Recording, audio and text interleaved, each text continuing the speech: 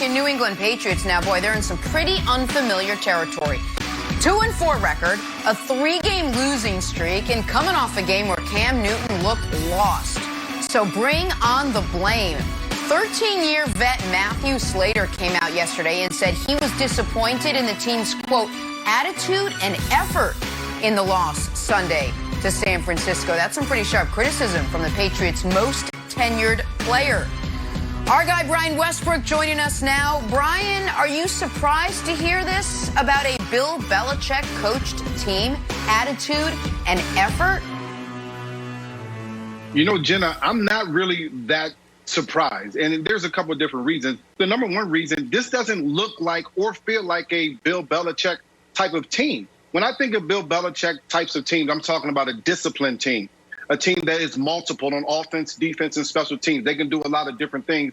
There are also a core group of guys on those teams that have been passed along through the years, and they keep that consistent. The other big factor, of course, Tom Brady not being there. And I'm not talking about Tom Brady on the field. We know on the field he's the GOAT.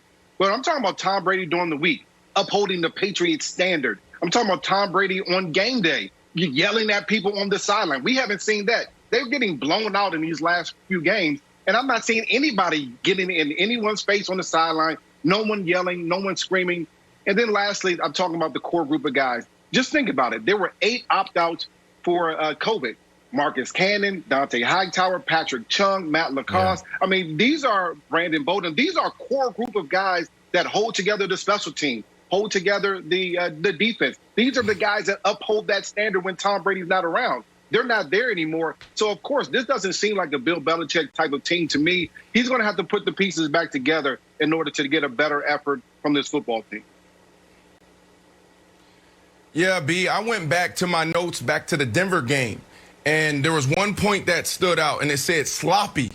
And the reason why I wrote sloppy is because this was the first time I ever saw a Bill Belichick team, a Patriots team, play this bad in so many different areas. I spent most of my career in the AFC, B.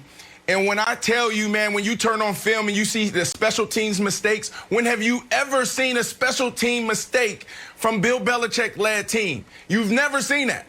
Then you look at pass pro. I mentioned it a little bit yesterday, but you've never seen just free rushers at the quarterback. I don't know if it's Josh McDaniels. I don't know if it's Cam Newton, but setting that protection hasn't been done right the last 2 games. This guy is running for his life, and it could be McDaniels, it could be him. And then you also look at just the simple mistakes when it comes to not chasing down a DB after he picks the ball off, Julian Edelman. And Wiles, if you want to say it, Hall of Famer Julian Edelman. And I think Slater may be talking to him when he talks about attitude and effort. There's a couple picks where he doesn't do anything. The ball's intercepted. Julian Edelman stands there. He doesn't chase him down. He pouts. That can't happen. That attitude needs to change. It needs to change. It needs to start with Julian Edelman. He is that leader. You can't do this. Look, we're totally fine. This would be a big story from another team. But when the Patriots win a game, Bill Belichick gets up there and rips the team. And when we lose a game, it's just open season. You can say anything you want. Here's the quote from Belichick, which is much worse than Matthew Slater's quote. He said, "We didn't perform well enough in any area. Offense, defense, special teams, running, passing, defending the run, defending the pass, ball security, tackling, blocking. None of it was good enough. Maybe I left something out." So, Nick, it doesn't concern me at all. It's sort of the Patriot way that you can say anything you want after a loss. There's 2 things you can say anything you want, and you can do anything you want to the Microsoft Surface. You can pick it up, you can smash it, you can drop kick it all across the field. It's of no concern.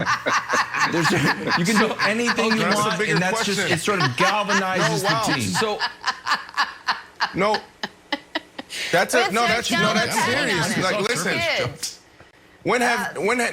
That's a serious question, right? Like, when have we ever seen Bill Belichick lead a loser? And I'm not talking about record. I'm talking about attitude. Brandon, you can do whatever you want when you win.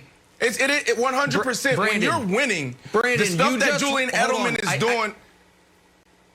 I think you just opened a door to what Matthew Slater's talking about here, because what we have heard from Coach Mangini, from former players, from anybody, What have we heard about New England? It's not fun. It's incredibly hard. It is different than everywhere else. But what is the end result of that? You're in the playoffs every year. Yep. You're winning.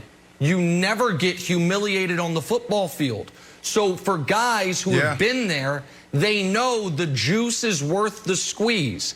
Now let's look at this team. Young guys haven't been part of the winning. New players obviously don't know anything about the long-term Patriot way. And guys who have been there a long time have never dealt with this. All that hard work, all that attention to detail, all those brutal practices have paid off in, well, we win 11 or 12 games every year. We're never underdogs. Well, and when we lose, attitude, it's close. Well, think about this. It's even Julian Edelman's attitude, right? When he usually does that, but they still win the game. Or he'll do that. Tom Brady do that, and they still win 12 games that year. But when you're losing and you're a loser, okay, you can't do these things because of what you said. There are rookies there. There's new guys there that don't know the Patriot way. They've never seen it. So now the culture begins to shift, and guys start acting like that. Right. So the question now is, can Bill Belichick lead a loser? The last time he had a losing season was 2000. That's 20 years ago. Right. So these are multi-million-dollar athletes, football players, okay, and they have egos as well. So all of that, let's take a lap, let's do this when it's December and it snows on the ground and it's cold. You start seeing guys talk back. You start seeing guys do what they want to do. We might have a culture issue in New England, Wilds. Do you learn to lead a loser, or do you pivot? Or do you pivot and start from scratch? There's a report out of New England, which has turned a few heads this week. Wait, Wilds, that the Patriots are considering trading Defensive Player of the Year Stephon Gilmore before next week's trade deadline. So, Brian, let me start with you because I can't believe I'm asking this, but should the Patriots actually tank this season, or is it still salvageable? Well, I never believed that the Patriots will tank, and I still do believe that is salvageable. And here's the reason why. I think the Bills, who are 3-0 in the division, I'm just not getting that strong feeling from them. The Patriots are 1-0 in the division. They have an upcoming game against the Bills. I still think they have an opportunity to win this division, even with all the problems that we're talking about, even with all the issues that we're talking about. I still think they have an opportunity to win this division because I don't know how strong the Bills are at this point in the season. Correct. Well, so, Brian, you nailed it. And, by the way, you said the Bills are 3-0 in the division. Mike McCarthy should call up the Bills organization and let them know you get to 4 wins in the division, you usually win it. Even bigger game for the Bills this week. And I don't know if they had that advanced analytics. But this Wilds, this weekend is as big of a regular season game as you guys have played in a very long time. If you win, and I think you will, even though you're 4-point dogs, then I believe you guys just stay the course. If you lose, and all of a sudden the Bills have the tiebreaker, the Bills are 3 games clear of you, it is looking bad, then I do think Bill Belichick calls up, I don't know, Steve Keim in Arizona, says, hey, Steve, got a rookie quarterback on a rookie contract. You just lost Chandler Jones, coming off a great win. You don't love Dre Kirkpatrick as your second corner? Come on. But you got Patrick Peterson over there. You want to pair him up with Stephon Gilmore, Brandon? You want to have 2 #1 corners on that team? I think Gilmore, who's on a very reasonable contract for next season, would get you a first-round pick.